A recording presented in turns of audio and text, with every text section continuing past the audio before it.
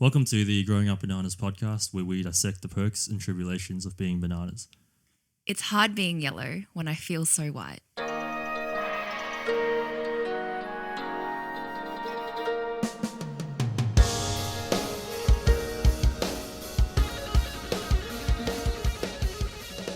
My name is Ethan.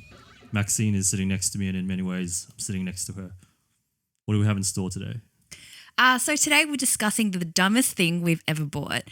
We are very lucky to be joined by Erika later on.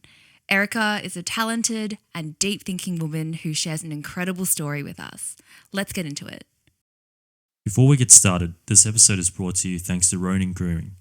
If you're looking for a fresh cut and some quality chats, hit up Richard at Ronin Grooming, located at Wills Gym, McGregor, and give him a follow at roningrooming.au on Instagram. Let's get into it. So I guess I'll kick us off with the dumbest thing I've ever bought. Yeah. So let's take a rewind back to 17-year-old Ethan. Can just imagine. Pretty much the same guy, except my net worth was probably $1,000, which was good at the time. So I got a scholarship from school. It was a couple of $1,000s, which was like, I felt like a millionaire. 100%. So I move out of home. I'm in Brisbane, and what do I want to do? I want to buy myself a present. I go to, might have been Wallace Bishop. It was to buy a watch. I saw this Mark Echo watch. It had like all these fake diamonds on, massive gold, Amazing. huge, and I reckon it was about $600. Yeah. And I decided to buy it. Wore it for probably a couple of months before everyone started teasing me, and I realized it was not that pretty. And yeah, so I basically spent half of my net worth on a watch that was hideous. Didn't help me at all in terms of ladies or anything like that. So worst thing I've ever bought. So where is it now? It's in my cupboard, actually. I should have thrown it out years ago, but No, it was half your net worth. yeah, So so couldn't do the that. sentimental value way outweighs any actual monetary values. Maybe Charlie can inherit from you one day. That's the day he emancipates himself. Yeah. What about you? What's the stupidest thing you've ever bought? So probably 1 or 2 years out of uni, thought I was a real singer. And You are actually a good singer, though. Oh, thank you. Let it be known. I'm not really, but thought I was one. Yeah. And may or may not have bought myself a quite expensive microphone. And at the time, it was like 2011, 2012-ish. People were not really into microphones. So I had got a really professional microphone for, I don't know, $150, $200 or whatever, which was a lot of money at the time to be spending on something like you don't particularly need. It's a luxury item. Yeah. So I used to like connect it to my laptop and just like sing. And then, after a couple of years, grew up, went to work and just never really used it again. So I only really used it for a year or two. And then, just sat at my parents' house.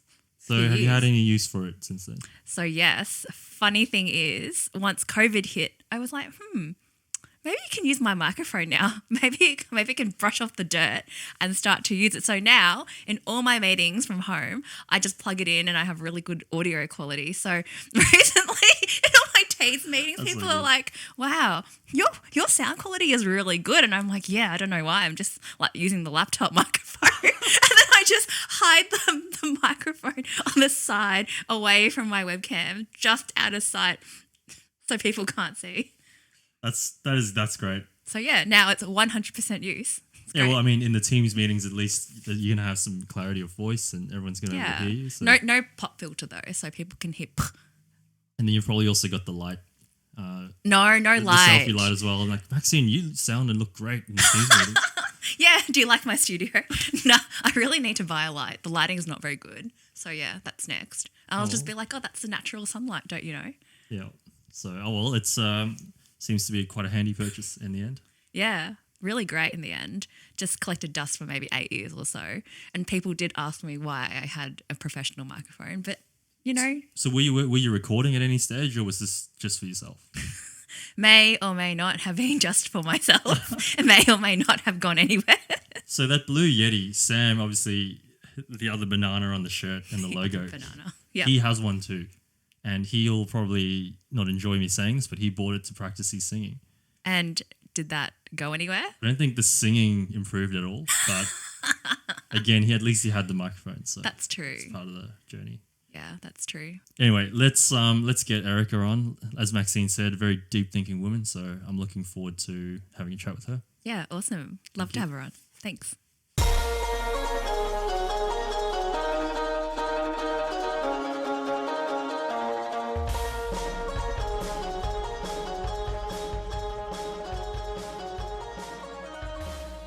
So we're very extremely fortunate to have Erika. Is it Bunafe? Bunafe? It's Buena Fe. Buenafe Yeah. on Instagram. Yeah. If anyone's interested. Erika is, as far as I know, quite an inspirational woman. She writes, loves the outdoors, a queen of the side hustle. So thank you very much for joining us today. Thanks for that introduction. Been one of the warmest welcomes I've ever had since I came here, so thank you. So I guess let's start at the beginning, how we always start. So tell us about your cultural heritage. I don't know if anyone can pick up your accent, but take us through your early life. I think you'll hear it maybe later, but yeah. So I came from the Philippines. I'm from Manila. Born and raised there. I have relatives and cousins who grew up here as well. So pure Filipinos. Yeah. Okay. And then talk to us a little bit about your childhood. So your upbringing, was it quite strict? Was it what you'd call a traditional Filipino upbringing? I would have to say I'm very lucky to have not so strict parents. Okay. Like they gave me so much freedom. Not just me, but my two younger sisters as well. So growing up, I think my mom would always call me impulsive. Like I would do the things I want to do. I would decide on my own. So one time, I think I was 18 years old and I just decided I want to get a tongue piercing. Nice. Yeah. And yeah, she caught me while we were on this lake in Laguna. So it's a province in the Philippines. And like the sun was shining so bright and yeah. My tongue pierce was like showing and she said, "What's that?" And I said, "Oops." And she said, "Remove it, please." And I okay. How So- long were you able to get away with it for? Oh my god, I think 2 years. Oh, what? That's pretty good. 2 Yeah, years. 2 years, yeah. Because once you do it, you can't really take it out for a while, Yeah, right? yeah. You can't. And once you remove it, it will close at once. So I didn't want to go through the torture of like doing it again. So yeah, my parents are not strict. Like my dad is the coolest dad ever. Like we used to drink a lot back home. Yep. Especially during the pandemic, we got really close. Because I've been going through a lot for the past 3 years, and my parents became my best friend. So fun. I can't imagine going drinking with my parents. Would you say that sort of upbringing is pretty standard or not really? It's not a standard Filipino upbringing, I would say. Because I've been listening to your previous episodes. Yeah. You know, the Asian parents, they do their best. Gosh, I'm making... Oh, no. Because I Take your feel time. I feel like most of us think that they're so strict. But I think most of them are just doing their best. Yeah. And it's the best that they could. That's how they know how to do parenting. And if I ever become a parent, I would have to say, I'll make mistakes. I'll probably fight with my son or daughter as well. But growing up, I'm very fortunate to have those kinds of parents who let me have that freedom to choose and to make mistakes. Yeah, I'll try to take the heat off you for a moment. yeah, sure. Maxine, can you speak about anything that Erika kind of spoke about in terms of freedom that you had growing up? Oh, my parents were really strict. Mm. My mum less so because I was one of 4 kids and she was just very busy.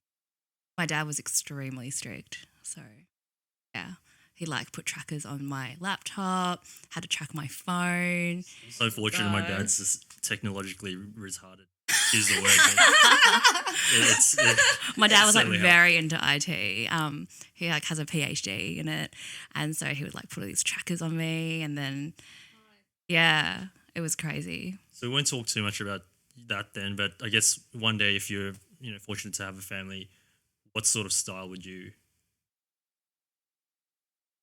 impart on your kids?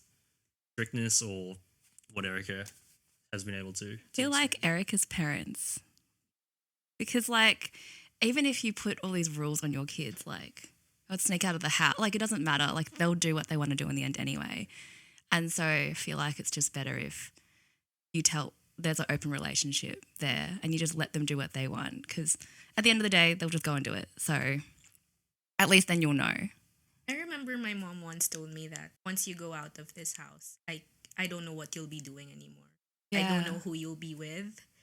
Yeah, so that guiding principle, trust, you have to earn it, you have to take care of it.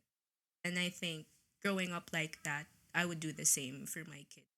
My last point on that then is, so you obviously had a lot of freedom. Did you feel that you had to was not take advantage of it because you had that freedom? And I'll give you, so for me, I'm the youngest of three boys. So my mom and dad did all the heavy lifting prior to when I suppose I was a teen. So when I got to that point, I had a lot of freedom. And for me, I felt like I should not abuse it.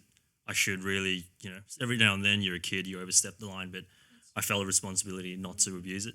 What were your thoughts around that time? I would have to honestly say on my part, I abused it. Like, in a way, yeah. That's the thing about being a kid and given that trust. You really don't know what you're gonna be facing in the outside world. Um, at first, yeah, when I was younger, I would not open up to my parents. I took advantage of that trust they've given me. And so I made a lot of mistakes. And I've been through so much pain compared to my two sisters. Like, if you would compare me to my two younger sisters, I would say I'll be the rebel. Yeah, probably. But I'm the eldest. So it's unusual as well. Usually the middle child is like the problem child in the Asian culture. But yeah, it's me. I'm the problem. At least you're honest and you're able to, I suppose, Yeah. think about that in that way. So did your sisters, do you think, did they also have the same amount of freedom that you had as well? They did.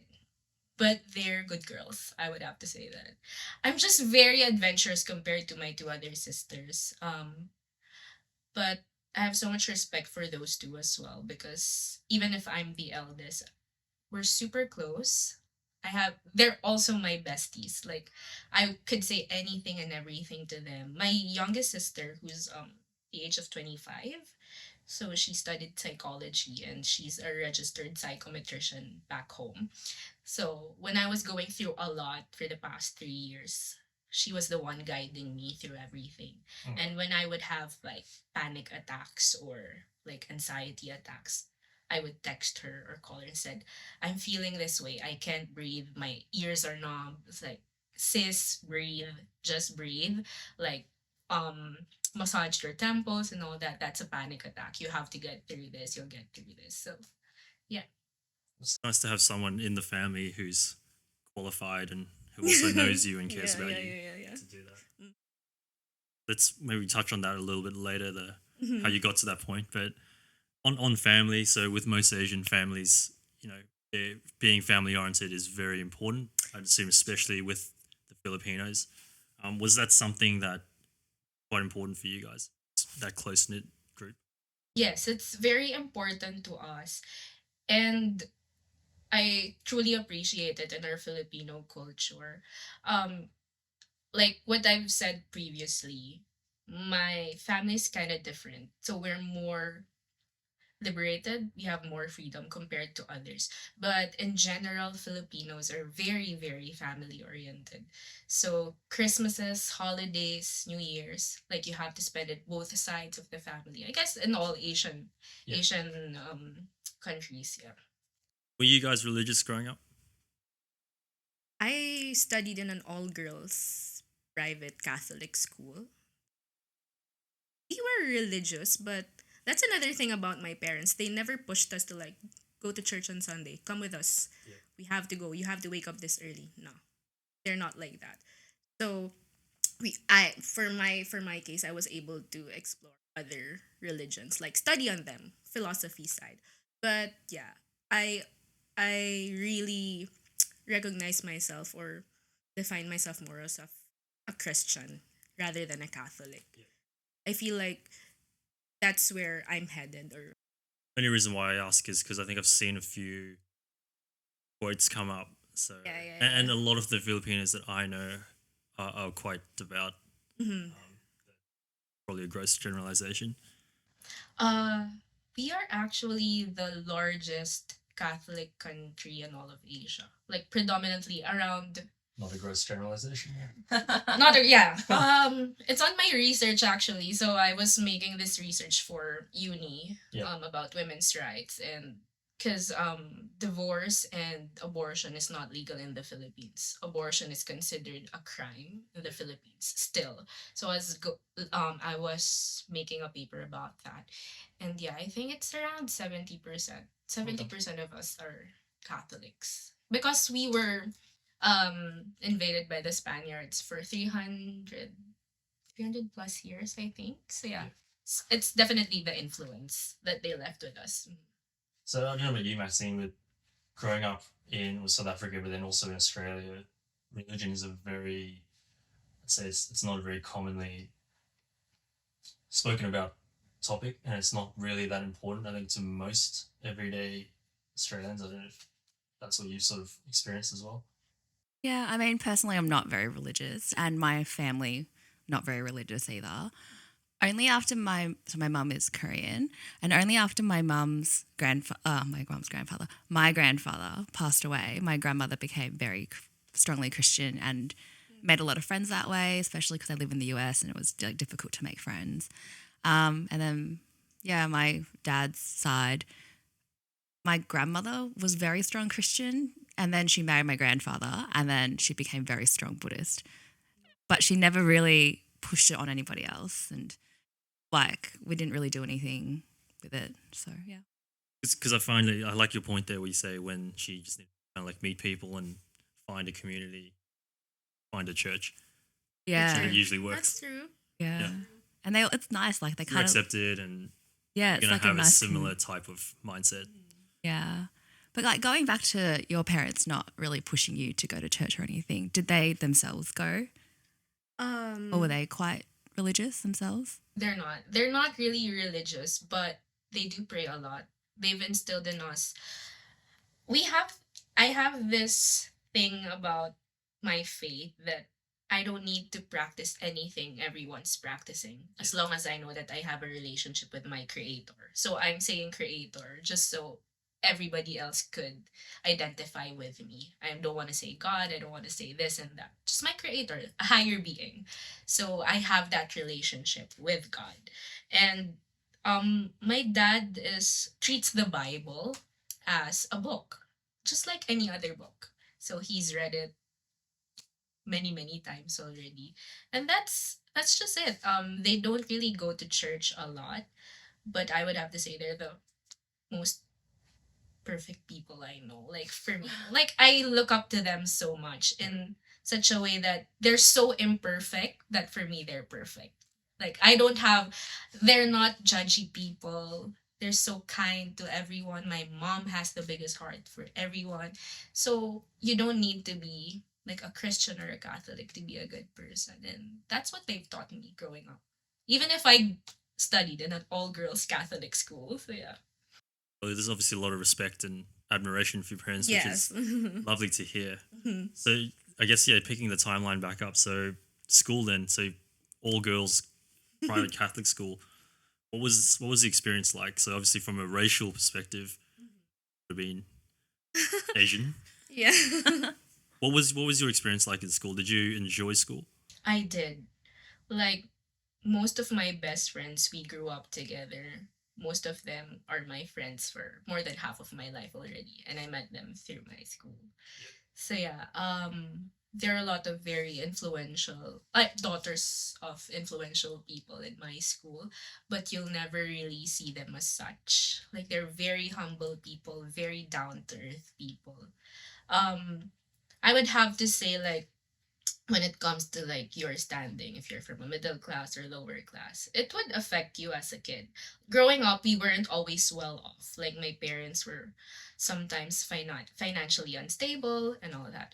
But yeah, growing up with friends in school who wouldn't judge you if you didn't have this kind of stuff, or if you can't go to this kind of event, they'll still be your friends. I didn't have that mean girls experience, even if I studied in an August Catholics. Very, very fortunate, very lucky. Yeah, because you always hear the stories of private Catholic, or not Catholics, but private girls' schools, Yeah. all girls' schools, where there's see a pecking order and things like that. I like that point you just raised about the social divide. So, from what I know, in a lot of Asian countries or societies, there is the big divide between the rich and the poor. And I know in the Philippines, the disparity is quite large.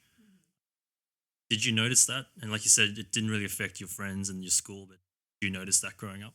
I noticed that in, well, other people's stories. So not just me, like I have friends from other schools as well, and I would have to say it affected them. There were stories of girls trying to fit in, so they would steal stuff from their friends, and there would be fights, big fights, and yeah, they wouldn't be friends anymore. There were stories about, I personally know a story about a common friend of mine who was friends with this girl who stole a lot of her stuff just so she could fit in and go to parties and scam people. So And this was just in school, like in high school. this was already in we call it college, yeah, uni days. So Yeah, I mean, it's hard to put ourselves in that position and say, it's so stupid. Why did you do that? But Yeah. when you're at the bottom, you kind of do whatever you And need to when do. you're a kid, when you're a teenager, wanting to be this and that, wanting to go to parties, but you can't. We can't really judge what they're going through as kids. On that, with not getting too carried away, but Mm-hmm. you hear all about a lot of corruption Mm-hmm. in sort of Asian type countries. Did you witness anything? Do you know of any stories of corruption? yeah, I know, I You know. don't have to mention names or anything, but it's definitely something that's around. Right? Yes, This was yes, a tip yes. off from Marcus, which is obviously off. I knew it. I knew it. I knew it. It came from him. Yeah, yeah. I do know a lot of corruption stories, cause yeah, I have I know people. I wouldn't say friends. I know people who are connected to the government, and so they would find their way out when they make mistakes or when they do wrong things. Yeah. Or they get good deals because they're connected to this influential person, and so they get the money. Yeah. And so they get rich, and so they get to the top easily. So we were talking off camera before, and Maxine knew someone who needed some things done in an Asian country, and nothing was happening. So we were joking that maybe she needed to open the wallet, or Yeah, or perhaps Something. move there to then open the wallet there in person. yeah. Yeah. On a slightly different note, then. So again, we were joking off camera with how a lot of white Australian men, and this isn't a generalization, it's a fact, Mm-hmm. like Filipino women. That's true. Now, is that actually a thing in the Philippines? Are they aware of it? Uh, I really don't know about the older generation. That I really can't judge those. But my friends who are like married to white guys, it's really love for them because they're travelers. They're very educated. They go to different countries and they just fall in love. I think that's their match because we would joke, like my circle of friends and I would joke about how Filipino guys are toxic. Like, oh, so true. So they were telling me, oh, I hope you'll meet a good guy there in Australia. Don't come back here anymore. Blah blah blah blah blah. Saying, yeah, that's true. What is it about the Filipino guys that you perceive as being toxic? Um, most of them have, I don't know. I This is just like from my previous relationships. Like they have issues that they can't really get over with their family. So yeah, in the Filipino culture, men are not really talkative or showy. They're not, yeah, they don't talk about their emotions. So it's emphasized with our culture. I know in general, like some guys are like that. But in the Filipino culture, it's very emphasized because they have this need to be strong, especially if you're like the eldest in the family. So yeah, like You can't cry. you can't cry. Show your emotions too much. Yeah, You can imagine how that would you build up. can't be vulnerable. You can't talk about what you really feel, and so it becomes toxic because you don't communicate with your partner. Yeah. You don't tell her stuff that should be talked about. Hmm. Oh, that's interesting to hear. And then I guess back on that stigma about how older men love Filipino women. Do you have a problem with that, or do you? It's like you said, it's mainly for love. Most of the times you've seen. Okay, I have to be honest. Like, I know of some Filipinos who marry old white guys for greener pastures. That's what they call it. Yeah. And it's not just Filipinas. I know other Asian women who do that. But I don't have a problem with that. It's their thing. It's they decide on what they want to do with their lives. So yeah, fuck whatever, do it. But I'm all for those friends of mine who found true love in white guys. Yeah, and like you say, a lot of them they're educated. They're women of substance. Not that women don't have substance, but they were especially. Well, let's talk about how you got to Australia then. So probably jumping a bit ahead, but before you came to Australia, what were your perceptions of Australia? Why did you want to come? Yeah, so as I mentioned during the introduction, like I have cousins here, relatives here. So I've been visiting a couple of times and I just really fell in love with the culture. It's super chill and everybody's been telling me about the work-life balance thing here, Yeah. which we didn't have in the Philippines. But um to be fair, I've been in the sales business development um industry for more than 9 years, I think. Oh, right. So I used to have like more free time compared to other workers who had a 9 to 5 schedule or an 8 to 4 schedule. So yeah, I used to handle my time. I wanted a change, a big change in my life. And so I was still in a relationship back then and I was convincing my previous partner that, you should try it out there. It's very nice. I like the people, I like the culture. It's healthy, more healthy compared to Manila.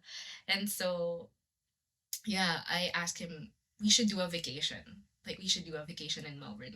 You'll love it, you'll love it. And so we did.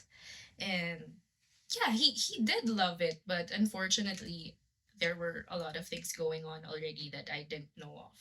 And so I made so many efforts convincing him to move here. I was saving up for it as well, like working so much for the commissions from my job and all that. And yeah, things didn't pan out the way I wanted them to. And so No, you there. I'm here alone, but I'm very happy. I pushed through with it. I remember probably when I was around 20 years old, my mom had this fortune teller tell her that your eldest daughter is meant to be somewhere not in the Philippines. And at that time, I never wanted to go anywhere. I was so happy being in Manila. Like my life is there. Yeah. My friends are there. I was living the life. Like I'm comfortable there. I have a good job and all that. I would party every week. My lifestyle was like that. I am very content and happy that time. And then I don't know, things changed. Like you grow up and a lot of things happen to you and you're just being led to where you're supposed to be. And I'm here now. So how did you end up in Brisbane? You mentioned that you went to Melbourne and then you have cousins all over Australia. How did you land on moving here? Yeah, Why so Brisbane? Yeah. So Yes, why? I was choosing my degree, so I wanted to go back to a health course, because I studied nursing. I'm a graduate of nursing, and I'm a registered nurse back home. But I never practiced it, because yeah, we're paid so low. Like nurses, they don't Sales get enough. much Yeah, better. sales much better, and it's my strength, so why not go for it? I have that entrepreneurial side in me, which I got from my grandfather, I guess. So yeah, I just use it, made me the most out of it, and yeah. I chose Brisbane because Griffith University offers this global public health course, which is a new one, I think, in most Australian universities. So they're one of the few universities who offer it. The global public health. What is what does So it entail? Um, it's a very broad course, so I have lots of options if I want to do the private sector or the public sector, although it's public health.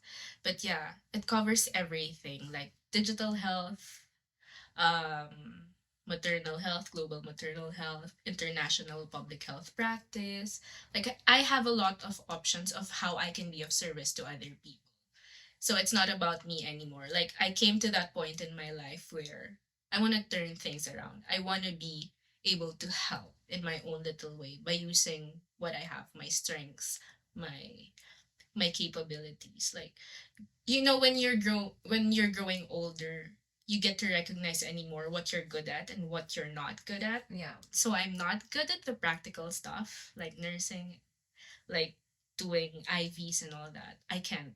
Like I would black out if I see a woman like giving birth. Like seriously. So I'm more of like the theoretical side person. So yeah.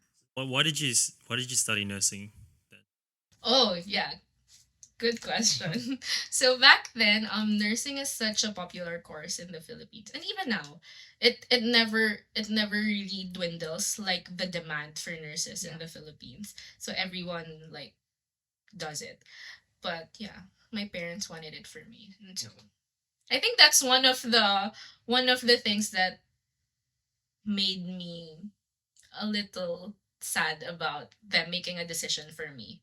Like, oh, you have to take up nursing. So, but it's okay. I made the most out of it. I didn't fail a subject or anything. And if not for that, I wouldn't be here in Australia, because that course made me qualified for global public health, even if my whole career was sales and business development. So did you need a medical background in order to get into yeah, this you course? needed a medical background and not. If it's only like for the sake of like my entire career, I wouldn't be accepted to that degree, to that program. So Yeah, like you said, it's gotten you to this point. Something that's quite underrated or not really thought of by Australians is the education that someone gets in another country, and whether it's actually whether it's credited or credible here in Australia. Is that an issue that people face from the Philippines coming here? Because I know a lot of people that I've met over time, they were doctors or whatever they were back in their country, and now they have to do manual jobs because it's not recognized. Is that what's it like coming from the Philippines? it's very hard to be coming from the Philippines. I was telling Marcos about like being a Filipino passport holder. It's tough. Like even if you have the money, even if you have everything and you want to travel to places, you can't, because you have to get these visas, and if you don't get approved, that's it. That's the end for you. Like you have to reapply, or in worst case scenarios, you have to wait. You have to wait till you get to reapply. So in that case, when it comes to education, that's true. I know a lot of doctors, very good doctors from the Philippines, who gave up that career just so they could go to another country. And again, they have to study many, many years Yeah. Yeah. just to be able to do what they want. And what that entails is sacrifice. So they have to do jobs that they never did before. Like in my case, I used to have a desk job I work from home. I handle my time. Yeah. I get to meet clients, and here I work in retail now, like serving clients face to face. So my experience in sales is B2B. So I work with stakeholders, directors. I talk to them. It's a contracts based thing. Yeah. But now I get to face the users. Like the hands-on Yeah, experience. hands-on experience. It's been tough, like, but I would have to say the learning is incredible. I learn from younger people. It's so nice. It humbles you. It teaches you like you don't know a lot about anything just yet. You still have more to learn. Yeah. So circling back, the reason that you chose moving to Brisbane was Because of the course. Yeah. It's Ah. only being offered here in Brisbane. so did you come to Brisbane before to like on vacation Yes, or yes, I did. you have family here? Yes, I do have a cousin here. So I was telling you guys about my cousin has a Vietnamese wife here. So they met here as well. He grew up here. He was here since he was 12 years old, I think. So yeah. Okay. Mhm. Yeah, so he's done most of his school here and Mhm. probably considers himself Australian. Yeah, he is Australian. Yeah. Very through and through.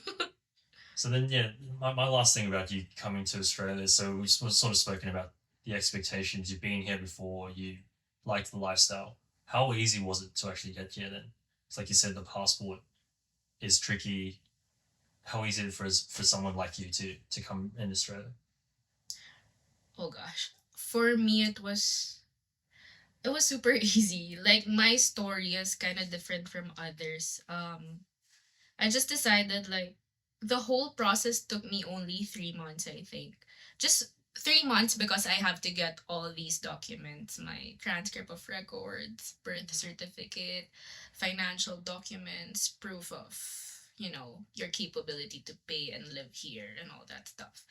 Yeah, so once I lodged my visa, I got that medical appointment thing. And right after that medical appointment, my visa got released. So Okay, that's so it can be just done. Can be done pretty easily. Just, it depends on because we for a student visa you're supposed to write this sort of story of why you wanna go here, why you wanna live here. I don't remember what it's called, but yeah, it's a long one. So it's like an essay. So it depends on how genuine you would look like based on the one who's reading your that essay. So I guess that's it for me. It was easy for me to tell my story and why I want to go here. And probably also it made my application stronger because I have relatives all over here. Yeah. It's not the case for other Filipinos. I know a lot of friends who came here. It took them 6 months, 9 months, some of them 2 years. just, 2 years wait. I would give up. Yeah, I Yeah. think I would too. Years. But I know a lot of friends, even the ones who are well off in the Philippines, would want to come here. It's just that the quality of life is so much better here than in Manila. So, Erika, let's talk a bit about your time in Australia, your brief time. So, just fill everyone in actually on how long you've been here. And Okay, so I arrived last July 2022. So I think around 7 months now. Yeah. Yeah. It's been quite a ride, quite an adjustment. Yeah, I'm very close to my family and friends. So as I've mentioned earlier, I used to be with them like a lot every week with my friends. I would just text them, let's get coffee, let's have lunch, let's go here, let's drink. Yeah. Yeah, coming here was such a big adjustment like for my social life, that I'd have to say. So there were many times like I felt really lonely here. Um the nightlife here compared to Manila is very different. Very, very different. And I feel like people are like more laid back here in Brisbane Yeah. compared to Manila. I can only speak about Brisbane, and obviously Maxine's a Yeah. international That's why woman. I But said Brisbane. Yeah, I guess like you go out a lot when you work in corporate. It's just like a lot of rooftop bars. I feel like it's a little bit classier than Brisbane. fair enough. What are the differences between Manila nightlife and Brisbane? Oh, it's very vibrant, like very alive. There's way more people as well. More What's the people, yeah. population of Manila? Oh God, I have no Like 20 idea. million or something? I have no idea, but yeah. Super, super wild, I guess, in a way. But yeah, I enjoy every time I'm with my friends or anyone I know of in a party setting. I would enjoy it. But yeah, I just feel like I miss the company of my best friends. Yeah. My friends, yeah. Because it's different. But yeah, it's part of adjusting. It's part of growing up, growing older. Like, they'll have their own families. Yeah, as for me, most of my friends are getting married already, having kids. So somehow we all just, like, not really, I would say, drifted apart, but we already have different responsibilities. And I know you guys could also identify with that and relate to that. If you, like, in a circle of friends, there are friends that can't go anymore because they have kids already, or That's yeah. me. It's definitely not true. Yeah. No, I mean, especially around this age. I'm assuming we're all around the same age. Mm-hmm. Certain people go that route, other Yes. people don't. And it's way more difficult to try and navigate. So those first few months then while you were here, like you said, you got a bit homesick, missed the friends. How did you get through it? Did you put yourself out there, try and meet new people, or Yes, I did. So, I went to church. I tried dating apps for the first time. Like, I never did it back home because of the quality of guys back home. toxic guys? Toxic. but yeah. So How did you find that experience? Dating apps here, Yeah. quite good. Yeah. Yeah. I feel like there's so many amazing people that you will meet, and I was just like regretting feeling like I'll never meet a good guy again, even though my previous one was a really bad one, a bad experience. So yeah, it opened my eyes. Like, you will meet more people, you'll meet more amazing people, and you just have to open your heart, and you have to go out there. You can't just stay home. Yep. Yeah, you have to do your part. I think that's it. Yeah. Again, so you've only been there a few months. Have you experienced much the discrimination, but the fact that you are an Asian woman in a foreign country? Have you experienced anything along those lines? I would say there were subtle ones, but something that I don't really feel like, no, it's fine. I'm not really offended. But there was this one time, I was at this party, and a fellow Filipina, like, pointed out my accent. It's like, okay, but you're a Filipino too, so why are you pointing out my accent? It's like, oh, that's because she asked, how long have you been here? So I think I was just like 2 months then here. So, oh, that's why you still have that accent. And she said, um, not to offend you or anything. It's like, okay, such a good disclaimer, but yeah, cool. It's always the no offense, but no offense, but offense is always meant. yeah, no offense, Yeah. but yeah, okay, cool. So yeah, it's from a fellow Filipina, which was like more off for me. You They didn't know have to what say you've that. gone through. They know how difficult it is, and And they don't even know my story. So- Like, I feel like that, how I read that girl is like, she's already judging me based on, oh, she's here, she's new, I know what she went through. There's this culture in the Filipino, it's a Filipino thing that we call it crab mentality, where you pull other people down just because you're already up. So that, I'd have to say, is something very negative with the Filipino culture, and it's very true. So that's what I don't want to be. A lot of my sisters would tell me, don't be like them when you go to Australia and have a good life there, because they believe that you'll have a good life there, you'll succeed there. And they were telling me, don't be mayabang. We call it mayabang in Tagalog, which means like, don't pull other people down just because you're already up. Yeah. Yeah. But have you ever experienced any discrimination while working on the floor in retail? In Yeah. retail, um, No, no. Very lucky to have not experienced that. In Saint Laurent, especially, most of them are Asians, my coworkers. So most of them are Chinese. Yeah. Yeah. So not really. Like we're a team there, and if everyone like tries to, you know, look down on us, then yeah. But I've heard stories of like my Chinese coworkers being harassed by customers. Mm. But as for me, no, not yet, not yet. So probably, but yeah. Let's go take a quick step back towards the dating. When you were growing up, obviously you're surrounded by mostly Asian people. Did you have any idea on what you thought you wanted in a partner at that stage? Was there some, I don't know, maybe you watched the OC or something, you're like, hey, Oh this- yeah, I've this watched guy's good. that. OC One Tree Hill. We loved One Tree Hill. Oh, I love One Tree Hill.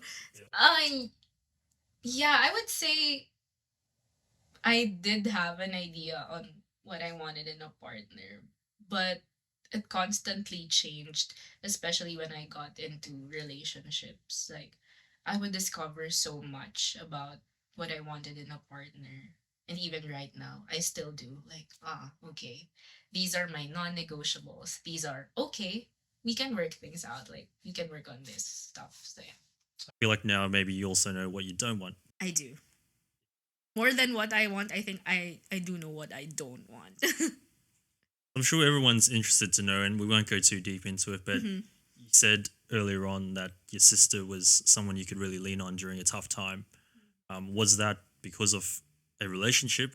It stemmed mainly because of a really bad relationship. Like, I didn't know it back then, but when things got really, really bad, I had to seek help from a counselor already.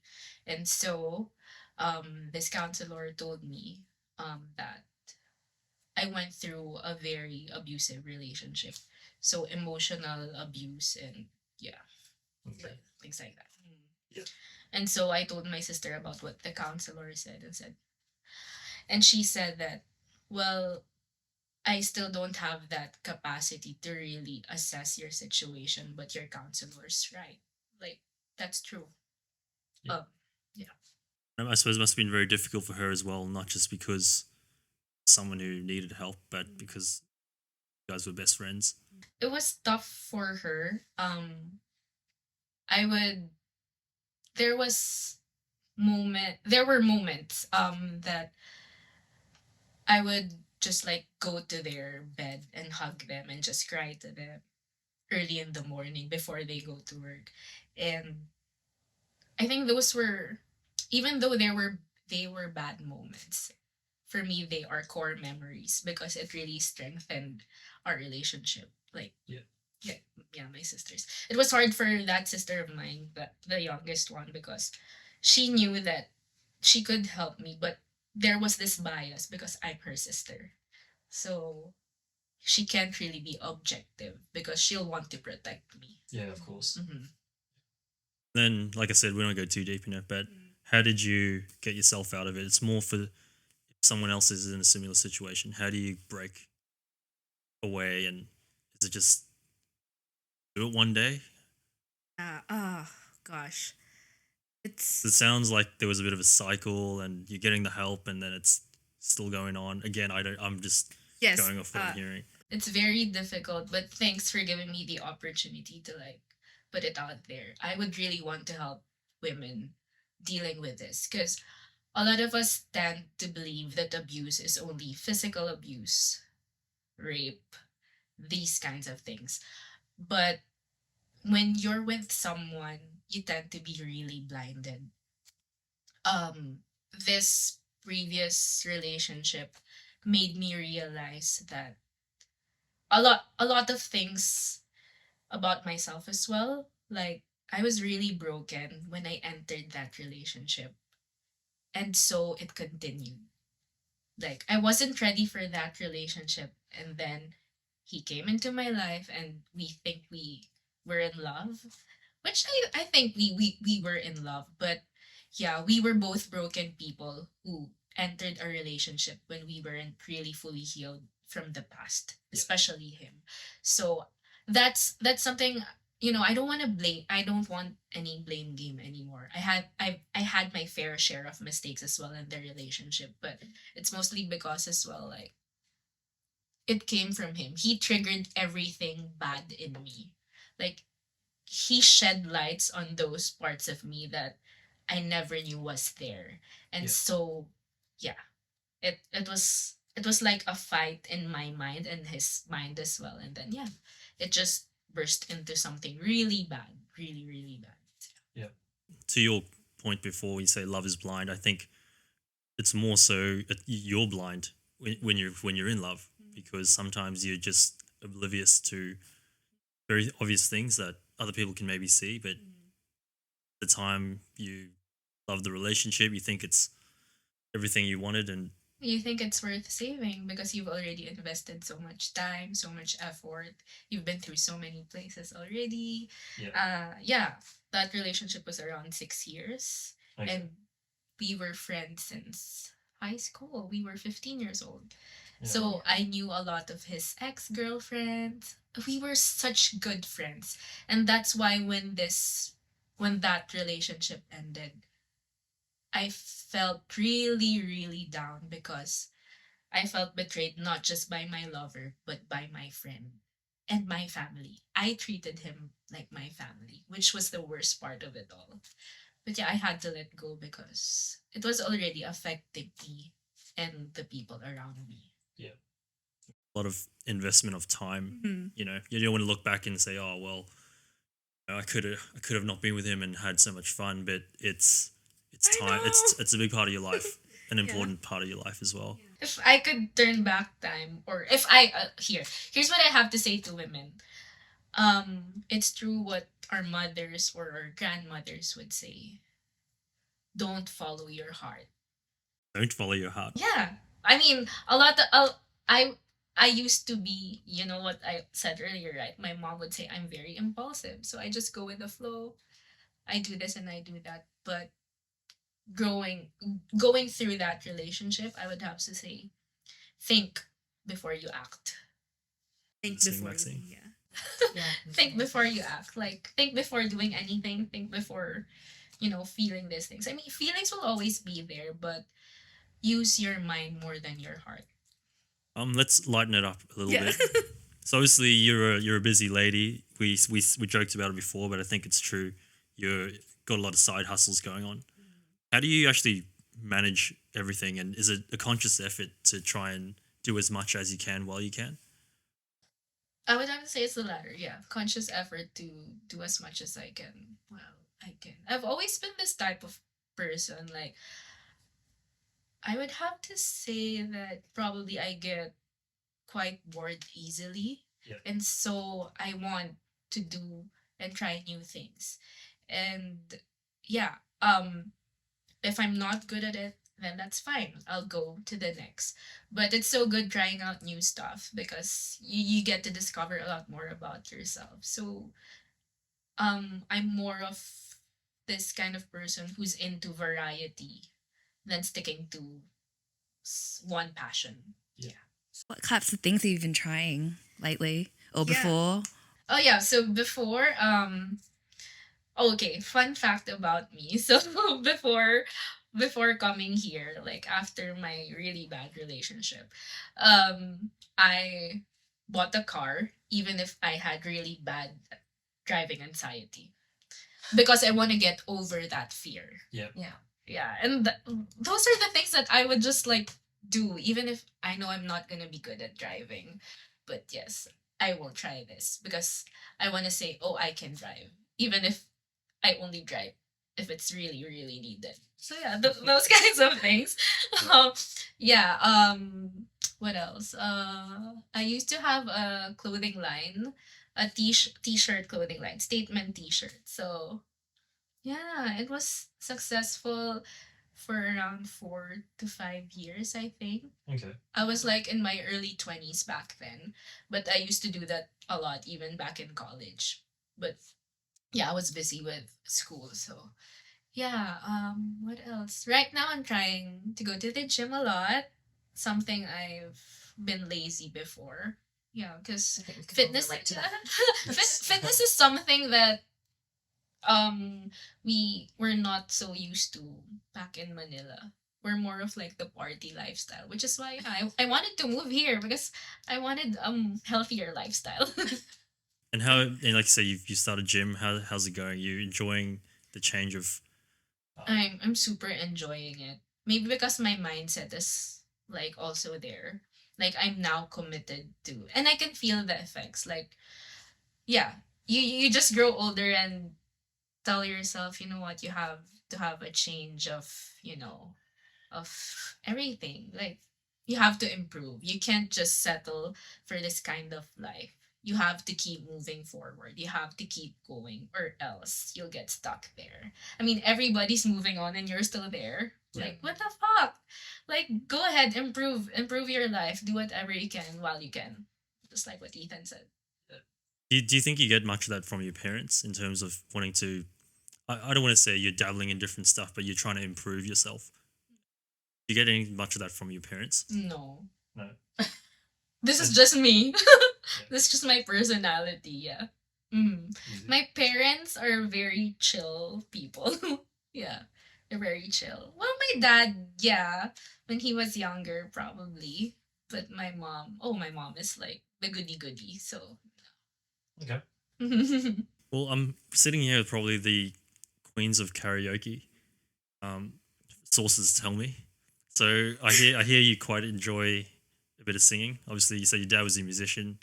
Most Filipino people are good singers. I don't know why. I think We my wife just love claims it's- singing. my We wife just claims love it's the singing. accent.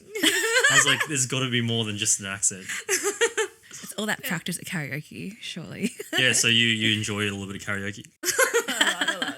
It's a Filipino thing. Every event or every time we go out of town, go to the beach, if you're drinking, you have to sing. If you're drinking, you can't say no. You have to sing something. You have to dance. Thought it was just a stereotype. I guess not. No, it's not. It's not. It's not. We have this thing called magic mic. So yeah, it's Like a something. portable mic. Yeah, It's a portable mic. karaoke. We got one downstairs, and Oh yeah, cool. we're joking about it, but my parents had some friends over not long ago from the church, all different types of people, and the Filipino couple brought a mic, and they were belting it out. Did they BYO their They own? BYO'd. They BYO'd. Yeah. Did you also bring one today? No, Just kidding. So Maxine, she'll be modest, but she's a very good singer as well. So maybe you guys need to organize something. Next time, please BYO the microphone. We've got one downstairs, by the way. But a gift from them. Yeah. So that they don't have to bring it over next time. It's already here. So my last one then, Erika, is obviously again you've only been here for a few months. You haven't had to fight too many stereotypes, which is nice. Drawing it all back to your experience, your relationships, work, everything. What advice would you give to yourself if you could tell your younger self something to help shape the person who you are now? Keep going. Like, keep showing up. I know it's difficult, and I know there will be a lot of challenges. Life's full of challenges. Like, you just have to be stronger, tougher. So keep showing up and keep going. No matter how difficult it is. You'll rise again, that's for sure. Everything will be better with time. Yes, Those sorts of everything will things, fall which is into place. When you're young, you hear it, Mm-hmm. you think you know what it means, but you don't. Yeah. And probably one more thing is it's okay to make mistakes. You're not a bad person and your mistakes won't define you. That's something I would tell myself. Your mistakes won't define you. You can change it. You can change the present. You can change the course of your life. The past is done. You can move forward, keep going. See where it goes. Wise words. And the thing is, as well, with the mistake, it's only a bad mistake if you don't actually learn anything Learn from it. Yeah. It's like if That's you lose in squash, that's in. It's only a bad loss if you haven't gotten any better. Okay. Looking forward to a rematch. Great. So Maxine's just going to take you through a couple of short answer questions. Okay, I don't know if you've seen these before, but basically, first thing that comes to mind, and then we'll just a little bit of context about why. So, what is the first thing you do in the morning? Snooze my alarm and Go back to sleep. And how many That's a times? new one. I like that. How many times do you snooze? Oh my gosh, I think three. Three That's pretty times. good. Yeah. I think I've gone up to like 10. Jeez. So do you guys factor in the fact that you know you're going to snooze a couple times? Yes. Yeah, 100%. Or else I would 100%, never yeah. get anywhere. See, that's What about you? Yes. I already know that. Oh, I think I need more time, so I'll set it like That's earlier. Is that forward not like thinking. you? No, I'll go normal time and snooze, and then I'm screwed. Oh, you have Anyway. to change that. I know. I tend not to snooze too much because I'm usually if 5 minutes late, I miss my bus. I'm late to work by 15 minutes. Yeah. I'm screwed for the day, so I've got to kind of can't snooze. You just have to factor it in. At least half an hour snooze time. Yes. Buffer time for that. Agreed. All right, question number 2. Unlimited money or unlimited life? Unlimited money. Top of your head, why would you say that? I can do a lot of stuff with the people I love. Like, what will you do with unlimited life if, so unlimited money, that's for sure. It's the practical and it's practical. And you get to enjoy life with unlimited money. You get to share a lot with other people. You will get to help a lot of people. I think I've heard a lot of answers like that from your other episodes. And as I've gone through it, I've gone to the point where I've always said unlimited money. Not because I want more money, but because life is meaningless unless time means something. Yeah, Right? exactly. Otherwise, I could sit here for 100 years and I know, oh, well, I've got another much time as I want to do what else And I you want. don't need.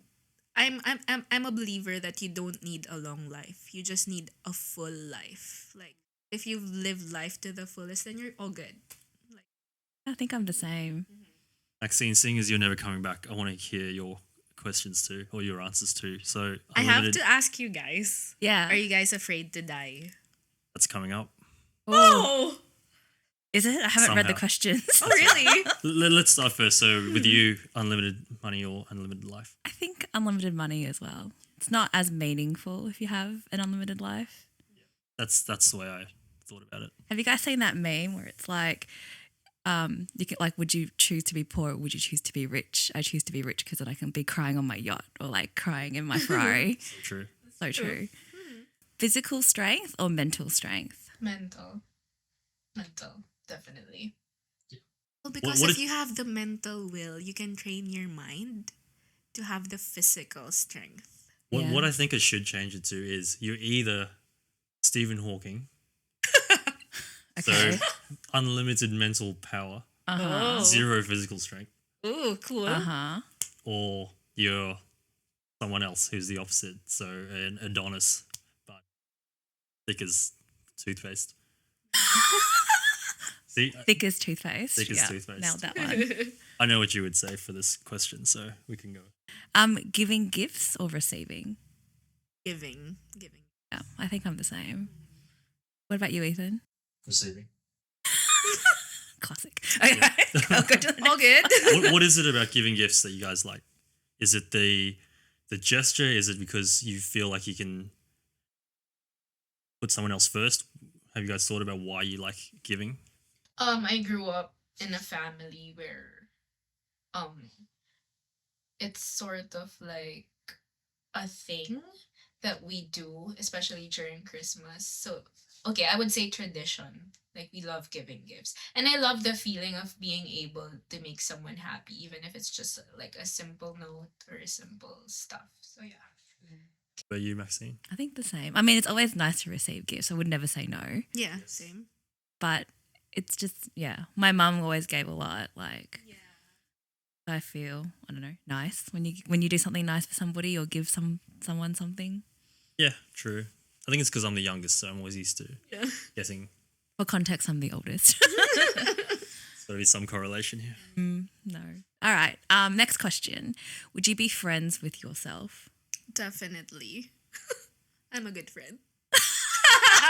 Very humble. A very humble friend. No, But the thing is, the catch is, there was I think I dated this one guy, and he asked me a similar question, like, would you be friends with yourself? And I say, yeah, but are you a good lover?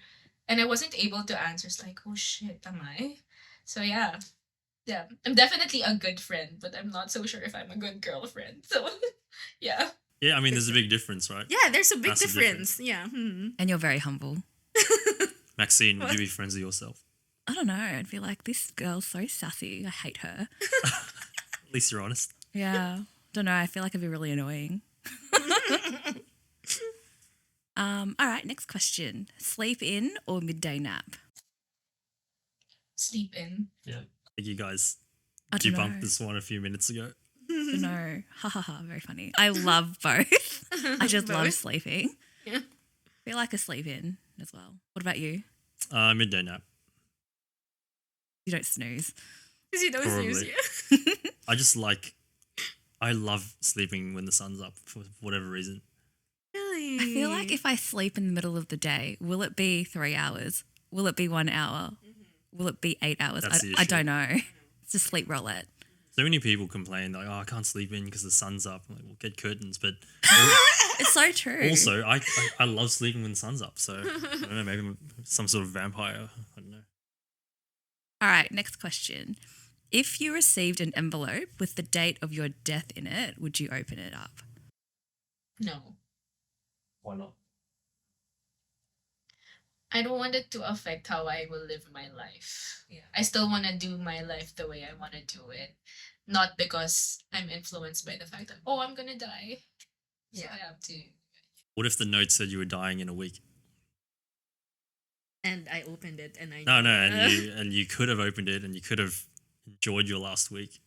Oh, that's fine. That's just how life is. Good answer, Maxine. Yep, the same, I think. No open. No, I don't think I'd open it. Or else I'd just be fixated on that one date. And then it would just, again, change my behavior and what I would do. It will affect you for sure. Like how you do things, how you'll relate to people. I feel like And, it would give yeah. you a lot of pressure as well of just trying to fit everything in before. To your question before, Erika, about are you afraid to die? You guys, are you afraid to die? I am. Because you have your sort of religious compass where they tell you what's next, but you have absolutely no idea. And potentially the people you leave behind, how they will get on without you. I was just about to ask a follow-up question. What if you didn't have Alex and your kids? Probably not. You won't be I afraid wouldn't be to afraid, die. no. Yeah, exactly. Like I always wanted to, fun fact about me, I always wanted to join the army because I didn't have, I've got family who love me, but I didn't have anyone who I felt really needed me. So I was like, I can do a service. It seemed cool. Yeah. Glad I didn't. Yeah. So is your life more purposeful now that you have a family? Oh, 100%. It's also a lot more pressure, which is good. A lot more Which is good, responsibility yeah. as well. Wouldn't change any of it. What about you? Afraid to die? I'm not. I'm not. I'm okay. I mean, you have told us quite a few times that you've always been perceived as quite impulsive. So, and you've said you'd just live your life as you would, no matter when the day came, Maxine. I think I'm like Erika. Again, don't have Alex or kids. Yeah, that's the thing. But I feel like Probably- if I did, then I would feel more responsible, like I was more needed. I've been having this weird thought, staying up late at night, just lying in bed. I'm like, what if I just don't wake up? And it's just, I guess you wouldn't even be able to consciously think about it, but it's just black. I sometimes have that thought and then I think, oh well, like I wouldn't know anyway. That's it. And then I just go to sleep. It's like when people talk about apocalypses, like, oh, everyone would die. I'm like, yeah, well, then You did. Yeah. All right, next question. If you could have a measuring scale above everyone's head, what would you want it to measure? Money or happiness or I'd probably say happiness. how happy everyone else was. Yeah. I had this interaction with a guy before. He used to play in a band. So after his set, he came over to our table, and yeah, I was just chatting around, and I don't know, like I felt I'm a highly empathic person. Like sometimes I feel what others are feeling, like strongly. So I asked him, just super randomly, I asked him, "Are you happy?" And he was so like stunned. Just after a set. Yeah, after his set, like I would be stunned too, I think. he was stunned, but he looked at me and said, "It's the first time in a long time that someone asked me that." And he cried. And I was like, "Oh my gosh, what did I do?" And I was thinking, it was just a random thing, like, "Are you happy?" But I don't know. It just came out of What nowhere. was it? Did you see him and you thought this guy's smiling, but he's not smiling? Yeah, Something that yeah, sort of something, feeling. something like that. Yeah, that's the thing with empathic people. They just seem to feel what they're really feeling inside. Yeah, he started talking about his life, and apparently, he's undergoing treatment, drug abuse, and he's having struggles. And singing out there is what's making him feel alive, like really alive, not because of drugs. So I feel like if there, yeah, I feel like it's a gift. Super randomly, people would tell me their life story and be emotional with me. This is a bit of a tangent, but do you ever feel like it just gets too much because of that? I can give you an example. So, like, at work, I had this co-worker, I guess. She was helping out on a project, and she came up to me, and we had like a daily check-in. And randomly one day, like, she just goes, "Oh, hi, how are you?" I'm like, "Oh, good, how are you?" You know, just normal conversation. And she goes, "I had a huge breakdown yesterday." And I was like, "Oh, this is not what I was expecting." And then she just went, like, she was going through a divorce, separation. She has 2 young kids. She had to move out of the house. Her house had like some leak happening and just a lot going on. And I was kind of like really overwhelmed because I don't have a psychology degree. Like, I don't know the right thing to tell you. I'm not trained in that area. Then it's also out of my control. Like, we're in a workplace. I'm not sure how else I can help you besides maybe manage your workload. And so I was just like, oh, this is a lot. Maybe you should call the employee assistance helpline. You know, I'm just not a trained professional in that area. I think that's also the same for me. There are days when I feel like this is too much, but I don't back away in situations like that. If I get those situations, I'm just gonna listen. Like, I'll try my best to just have that boundary. Yeah. Like yesterday, my manager like just talked to me, told me her life story, and started tearing up. Random, but I was just listening to her, and because I was just listening intently to her, I didn't want to put myself in her position or relate to her or even identify, even if I could relate in some of the things she said. I looked back at it as well. I learned from her life story. She was such an inspirational woman. So had gone through 2 or 3 open heart surgeries Jeez. Wow. and all that. So I said, "Wow, I think this situation was more for me than for her. Like, she was just telling me her story, but I learned so much from her." So maybe that's something you could also like apply when someone, you Yeah. know, approaches you like that. But yeah, it's quite awkward in in workplaces. I would have to say that. Yeah. Simple, how was your weekend? And you get the Yeah. kitchen sink. But in saying that, a lot of guys, friends, colleagues, people I know around our age now are going through very, very similar stuff because one, really talk about this. It's still quite a taboo sort of thing. How are you actually feeling, man? Are you okay? Because I think it's quite tough to be not just a man or a woman in this day and age, but a person. There's a lot of different things that are pushing you and pulling you. I guess that's also one of the reasons why we wanted to do this, because I don't want to just talk and present depressed guys every episode. So I wanted to talk to people who have different experiences about something that I know about, which is being an immigrant That's living in Australia and being an Asian. Guess it all kind of ties in together. So, what's next for you then? And probably before we go there, then, while you have a little time to think, are you happy? We don't have to get too emotional about it, but where you are right now, you've made the move. It's still quite fresh. It's only not even a year. Are you happy with how things are going? Yes, I'm happy. I'm at peace. More than happiness, I value my peace more. So I'm at peace. And then what's next? What's next? Yeah, my graduation, Oh, when's that happening? November. Oh, so it's Very quite. Is it only exciting. what? So is it like trimesters or? Trimester, yeah. So I took the first trimester fully online back home. Oh, right. Yeah. So how long was it in total, your course? 2 years. 2 years in total. So yeah. Then any plans post graduation? Post Are you graduation. allowed to stay in Australia? Yeah, yeah. I plan to stay here, so I'm gonna apply for the postgraduate visa.